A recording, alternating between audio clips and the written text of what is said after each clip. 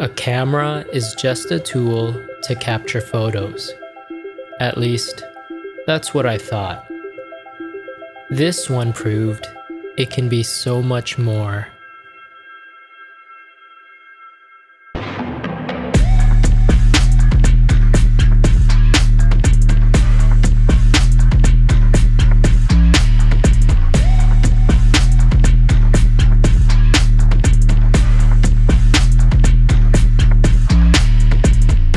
The X-T20 was the continuation of Fujifilm's established niche in the industry, one that focused on its roots in film photography. Released in 2017, only within 2 years of its predecessors in the X-T10 and X-T2, it had big shoes to fill. The X-T20 was an APS-C X-mount digital camera in Fujifilm's growing lineup of sought-after pieces of art. Its identity of digital prowess, with recognition of its analog origins, was laid bare in both form and function. Perhaps it was this honesty that drew me to Fujifilm all those years ago.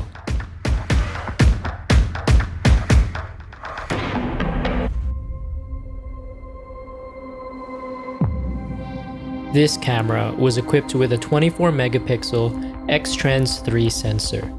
This Fujifilm exclusive line of sensors claimed to minimize a phenomenon called moire, a visual banding seen in photos of repeating patterns taken by typical Bayer sensors. Higher image resolution and improved color reproduction rounded out the rest of the reasons for continued development of X-Trans. This sensor, like the processor and autofocus system, was actually the same as the one found in the higher-end X-T2. This combination of familiar parts meant that this mid-range camera was actually capable of capturing the very same images you could with Fujifilm's flagship offering. And it's these images that really helped Fujifilm solidify their grasp on their target audience. With the help of the camera's D-range feature, both the RAW and JPEG images showcased its ability to artfully handle high dynamic range scenes. This feature preserved highlight detail by exposing for highlights and increasing mid-tone and shadow levels, which worked well because of the sensor's excellent performance at higher ISOs. But what really set Fujifilm's image pipeline apart from the competition were their film simulations. These were no simple image filters. They were creative approximations of Fujifilm's own film stocks, applied to the captured raw image before JPEG conversion, all happening in camera.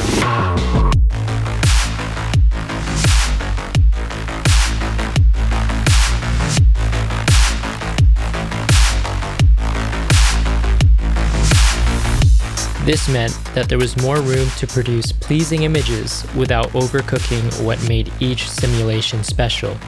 And still in camera, you could even tweak an applied simulation on a specific photo after it was captured by changing everything from exposure, film stock, and even grain pattern.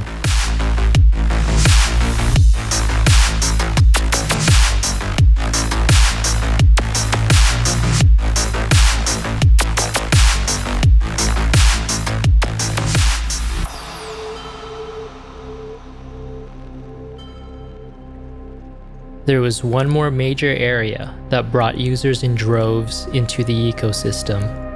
It was Fujifilm's dedication to crafting an experience for those who used their cameras. There was a delicate balancing act here in creating a physical piece of art while maintaining a premium tool-like usability. Take it too far to one end, and you've missed the mark. But hit the spot just right, and you have something special, something unique. Fujifilm found their answer in their heritage.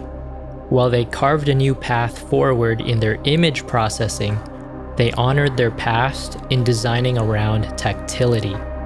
The dials felt like something pulled right out of the era of the film camera, providing a nostalgic physical feedback with every use. Shutter speed and exposure compensation adjustments right at your fingertips. And their lenses kept pace with their manual aperture rings, almost rounding out everything you need when taking a photo.